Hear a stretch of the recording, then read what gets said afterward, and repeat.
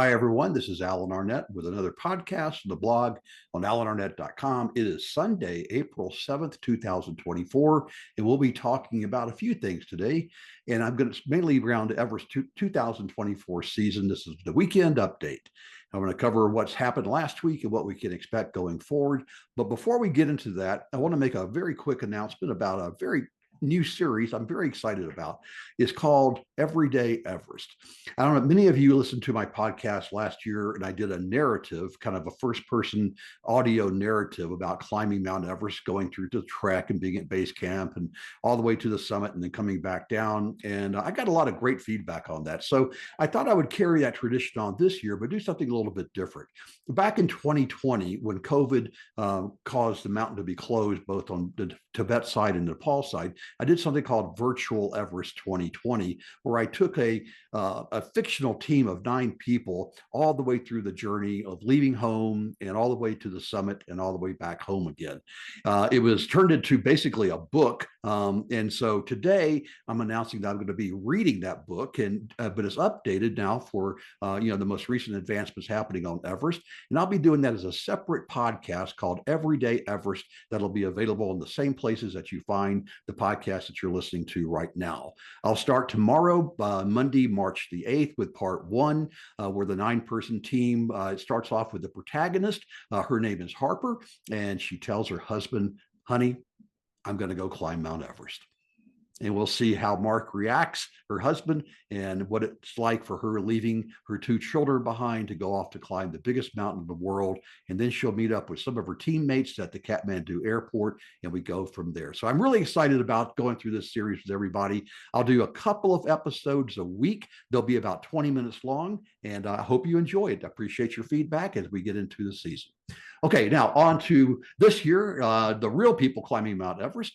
So this last week was really consisted of climbing or trekking through the Khumbu, or eventually people leaving, packing up at home to get to Lhasa to climb from the Tibetan side. First time in 4 years that side is going to be open. But on the Nepal side, we're seeing people trekking through the Khumbu. And broken record here, as I always say, if you ever get a chance to do it, it'll change your life for the better. I checked in with one of my Summit Coach clients, and he let me know that everything is going incredibly well, that the weather is really good. They've been clear skies and cold temperatures, which is to be expected.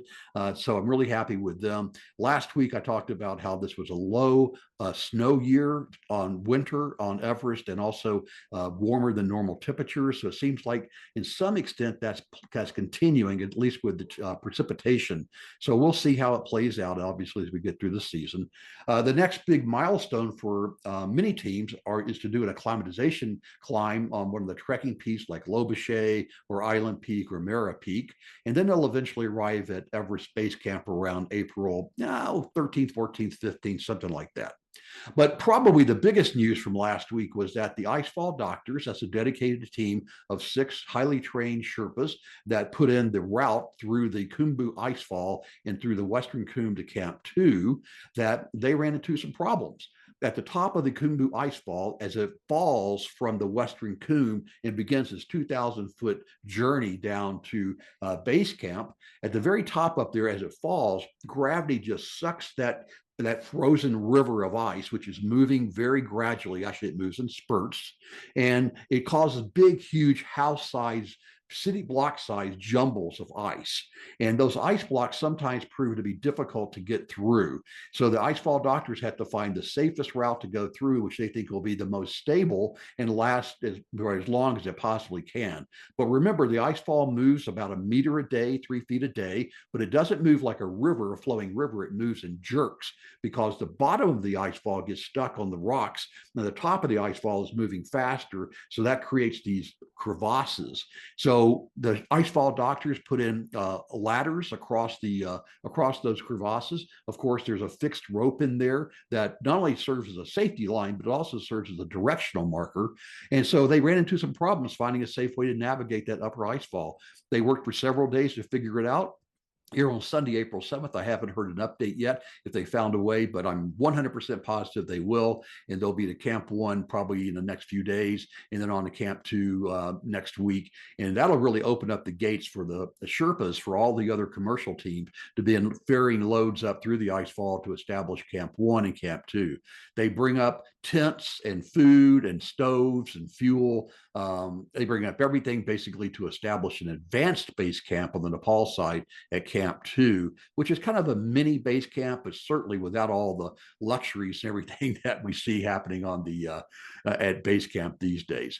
So that's really what's going on last week, and looking forward to this upcoming week. Quick update on transportation going between Kathmandu and Lukla.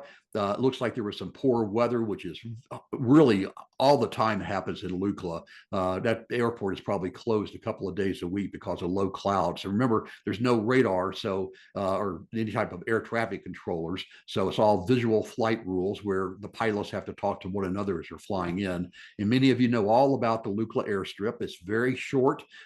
It rises up from a valley below, and it goes right into a very tall wall, rock wall. So it's very short. There is no such thing as missing the landing or a go around. You've got to nail the landing. I always call it an aircraft landing. Anyway, if the weather's really bad, then they close the airport, and sometimes helicopters can get in. Also, at the Kathmandu airport, there's construction and congestion and capacity limitations. So it looks like this year that some teams are actually driving about 5 hours away to Ramchamp, very small airstrip there, and it's really very primitive. And a lot of people complain about the ride there. It's over a very bumpy, rocky road. And once you get there, there's really no facilities like you have in Kathmandu or even in Lukla. Think about that comparison. But anyway, so they are able sometimes to take a fixed wing flight from there. But bottom line is that it's an inconvenience, but it's not a showstopper. So people are still making it making it up to Lukla, and many people, hundreds of people now are on the trek. Over on the north side, people don't arrive there until after April 15th, maybe as late as April 20th. A couple of reasons for that. One is that you drive from Lhasa. You have a driver from the Chinese Tibetan Mountaineering Association, or Chinese Mountaineering Association. It's called a lot of different things these days, but basically it's a Chinese official. Typically it's a 20-year-old kid who drives you in a Land Rover or some type of Toyota Land Cruiser, something like that, to go from Lhasa to what's called the Chinese base camp, the base camp on the Tibet side at the base of Everest North Face.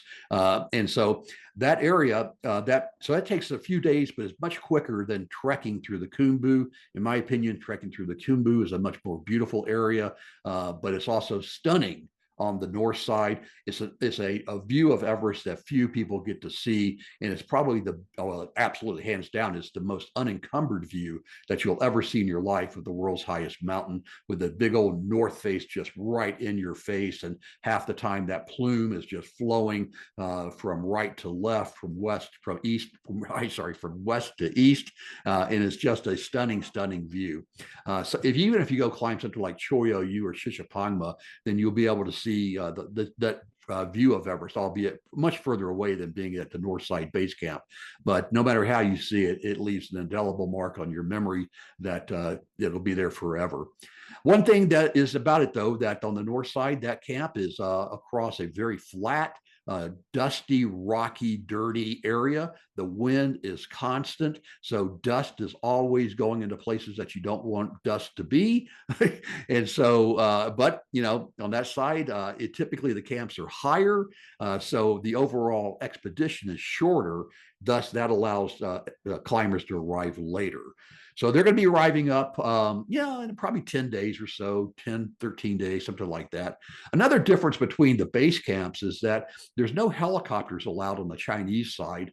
Chinese government doesn't allow helicopters, essentially for military reasons. But bottom line is that unlike on the Nepal side, where if you get into trouble, let's say you break a leg at Camp 2, then a helicopter can fly up and take you down. On the north side, if you broke a leg at Camp 2, then you're you're going to have to be carried down and then put onto a yak, probably from Advanced Base Camp, and then a Jeep will drive you back to Lhasa. So it's very different on the two sides in terms of an emergency reaction. It's been rumored for years that China was going to build a mountaineering museum nearby. It's unclear to me as to whether that thing has ever been built or not. I know aspects of it have, but they were going to make it, turn it into a tourist area, complete with tours and skimo and all sorts of stuff on Everest, and including helicopter flights. But as of today, to my knowledge, there are no helicopters on that side. On the other hand, on the south side, on the Nepal side, there's been a lot of complaints about the helicopter noise and traffic, mainly from not only from people at base camp that feel like that Everest Base Camp on the Nepal side, EBC, has become an airport, but also from the locals at the villages like Parashe and Namche and others along the trek in, is that there's a constant noise of sound pollution, if you will, of helicopters flying over the villages. So the locals, the mayor, if you will, of the Khumbu, based in Namche, issued a bunch of rules this year, and I'm going to go through some of those in a second. But one of the rules was to ban all helicopter flights carrying gear to Everest Base Camp, and only use helicopters to take away people that are injured or have to be some type of a medical evacuation. Now, truth be known, that rule has been around for a few years and routinely ignored, like many of the rules. But this year, the local mayor, interesting, it came from the local mayor of Namche, not from the Ministry of Tourism or from the Nepal Mountaineering Association or from the Expedition Operators Association. Those three are kind of the overall central governing bodies of mountaineering in Nepal. And typically what they say has some pull to it because they have some degree of enforcement. I'm not sure what the enforcement is for the mayor, but bottom line here was that once he announced it way too late, and teams had already positioned gear to be taken by helicopter to base camp, and there weren't enough yaks in order to get the gear up there. So he had to, kind of take a step back and allow helicopters to fly a lot of that gear up there. Of course, one of the root causes of that is the fact that there's so much luxury going on now at Everest Base Camp that they're requiring much more gear, such as having personal dome tents, personal toilets attached to your sleeping tent, on and on and on. So that leads me, it's a good segue into some of the rules that have been issued this year. And again, I hate to be skeptical, but I am, because I've been following this for almost 20 years. And I actually create a chart and put it up almost every year. I call it the silly rules season, where new rules are announced, but they're never enforced, but they get a lot of coverage throughout the mainstream press, that Nepal is making this rule to make the mountain safer or cleaner. And the sad fact is that they're virtually never enforced or followed up on, but they make for great publicity, and Nepal government gets a lot of kudos for announcing the right thing. And very rarely does the press ever follow up to find out if they ever did it or not. One of the big things this year that came out was that every climber was going to be required to have a, quote, GPS chip. And they would have to rent it for $10 or $15 each, and then they would have it sewn into their clothing and then returned at the end of the season to be used the following year. So once I heard this, first off, I'm not aware of any type of a GPS chip that is standalone, that has a sufficient battery power, the rugged ability to be sewn into your clothing. There are devices such as the Garmin InReach and the Spot Tracker and other GPS transmitters and receivers that have been used for years, but they're in the neighborhood of $200-300, along with a monthly subscription of anywhere from $15 to $30 to $50, depending upon your bandwidth. So this GPS chip is kind of an interesting phenomenon. And I think what it ended up being, and I confirmed this, was what's called the RECCO, RECCO reflector. And that is basically the size of a piece of chewing gum, and it is coated with a special reflective surface on it with a diode in it, and that reacts to specialized X-rays or frequency rays that are sent from a transmitter that's about the size of a laptop computer. And normally this has been used across ski resorts literally since 1980 in the early 90s, and has saved hundreds upon hundreds of lives of skiers caught in avalanches. It provides a way to quickly locate them and then try to extract them. And of course, time is of the essence when you're buried in an avalanche. The rate of survivability goes down almost exponentially after about 10 or 15 minutes. So this is ostensibly going to be used to locate people that have been lost on Everest.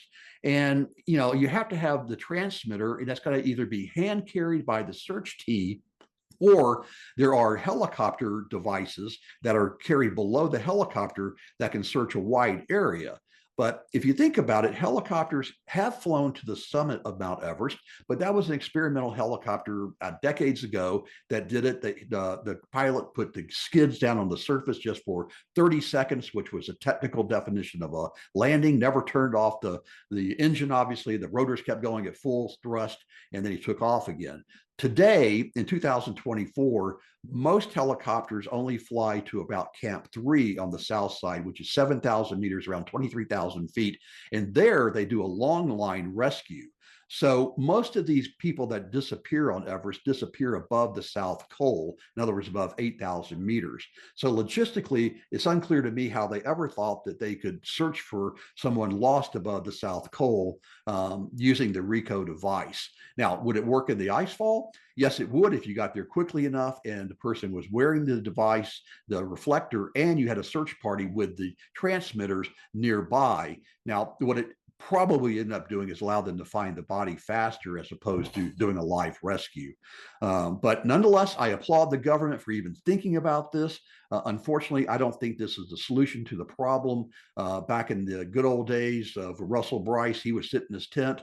And those of you that ever watched any of the Discovery series, Russell Bryce would be sitting in his tent with a radio on, and he had a pencil and paper and tracking where every single client and Sherpa was on the mountain on a regular basis. So he knew where everybody was. So sometimes, the good old fashioned ways are just as good as the new technology, especially if it never has been tried before. But again, I applaud the Nepal government for even thinking in this space, and hopefully something like that will be figured out. A couple of other rules that have been put in place: that no business ventures at base camp. Now, this is a kind of a funny one because over the years, I've been up to Everest Base Camp climbing before on Everest and Lhotse, and there's been a museum of art exhibit. There's been people selling their goods at Everest Base Camp. There's been a bakery. Last year, there was a masseuse tent that was dedicated to only one team, so nobody could go and buy it. By a massage, but nonetheless, it was there for that team members. There's been bars and spas and bakeries and cafes, all that kind of stuff.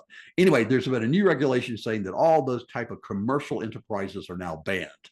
The second is that no more than 15 members on a team. Well, this is kind of a funny one because like Seven Summits Trek will typically have 100 members. So all this means is they're going to have to break it down into permits of 15 people each. So that really does not do much to actually reduce the number of people on the mountain. What it does is increase the paperwork and perhaps even the permit fee that goes to the government. The big one that everybody's talking about that you read in the mainstream press is about poo. POO. In other words, human feces on the mountain. And again, to be fair, it is a real problem, especially at the South Col, and also on the Chinese side, the Tibet side is also a real problem at the high camps.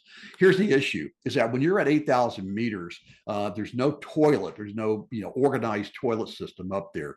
So what people have been doing for the last forever is just really going and having a bowel movement in the rocks. The problem is that because the lack of microbes, the lack of oxygen, and the low temperatures, that those feces never degrade the same way they would, let's say, at sea level, or even here in Colorado at 5,000 feet or even higher. So they end up just staying there, and they freeze into the ground, and it becomes this hideous environment. I know this is unpleasant, but this is the reality. So what's been happening, the best teams have been using what are called WAG bags, WAG, based upon long standard established techniques used primarily on Denali, using something called a clean mountain can, and more recently in the last 10 years on Aconcagua, and certainly down in Antarctica, in order to leave nothing behind, the leave no trace paradigm. So this is used in a bathroom in a plastic bag. And so Nepal is saying they're going to issue a poop bag to every climber. They're expected to use it 3, 4, 5 times. It has a powder in it that's supposed to take away the smell and help to degrade the poop. And then they're supposed to return it down to camp 2 or to base camp, where it'll be taken back down, probably to Gorik Shep, where all the waste is taken from base camp on a regular basis to be disposed of properly. And that's another problem in and of itself. And there are efforts to build some efforts to cycle or to treat solid human waste at Gorik Shep in a responsible, environmentally responsible way that may actually happen next year in 2025. So I covered a lot of this in some previous blogs this year. So if you're interested, you can go back a couple of posts and take a look at that. Another rule is that no visitors to Everest Base Camp. It used to be that anybody basically can go in and visit. This is actually, I think, a good one, and one that's been around also on the books for a number of years, but never enforced. But the problem is that if you're on a climbing team, then you and your fellow climbers, typically you'll exchange your bugs and flus and viruses and everything else during the trek in, and you'll develop an immunity for it. You'll get sick, you'll get over it, and you're ready to go. But all of a sudden a new team comes in, or some trekkers come in, and they bring in new germs, and you got to start that process all over again. So I think it's a good thing to limit the number of people that are base camp only to the people that are actually climbing the mountain itself. A couple other things. There's a check-in system that's supposed to be in place where somebody's going to be recording whoever leaves base camp and going up higher. Again, I'm not confident that that's going to work.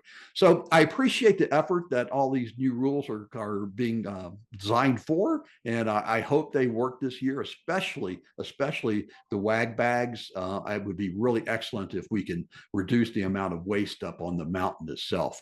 And I guess to wrap this section up, there's been a lot of hubbub about a new sign at Everest Base Camp. It used to be there was no sign. When you got to the bottom of the Khumbu Icefall, you were at Everest Base Camp. And then they wrote on some graffiti on a rock that said Everest Base Camp. And so people then began to sign it with even more graffiti and take their selfies in front of it. And now, again, these same mayors have put up a sign, a huge wooden sign with Tenzing Norgay and Sir Edmund Hillary picture on it, a big letters at Everest Base Camp. It gives the altitude. So that's now become the new signpost. Bad part about that is, first off, I really don't think you have to tell people where Everest Base Camp is. And second, if, just kind of in the spirit of keeping this place as pristine as possible, we really don't need a sign. So I'm kind of totally against this. I understand from a commercialization perspective what the mayors are trying to do, but it's kind of at odds with them trying to limit other things of commercialization, and they put up a big sign like that. So anyway, the sign is there. More than likely, it won't last more than a season or two because they pitched it on a moving glacier, and that glacier is going to tear away the signpost. So either they're going to have to put it up every year or just let people know that when they're at the base of the Khumbu Icefall, you are at Everest Base Camp. Welcome. Wrapping up this weekend update, there's activity on other mountains. The big ones are going to be on Annapurna and Dhaulagiri that both have commercial teams on it, Pioneer Expeditions on Dhaulagiri, and a lot of people over in Annapurna, including my good friend Phil Crampton with Altitude Junkies. They've basically got the ropes set to the high camps. And so the next step is probably going to be to get the ropes to the summit. And on their heels will be a lot of the commercial teams. So I fully expect this next week to see the first 8,000-meter summits of the spring 2024 season. So thanks for listening. I'm excited about Everyday Everest, which will start tomorrow. I'll do another brief blog post on that and invite you to go to the podcast and follow along. Okay, climb on. This is Alan. And remember, memories are everything.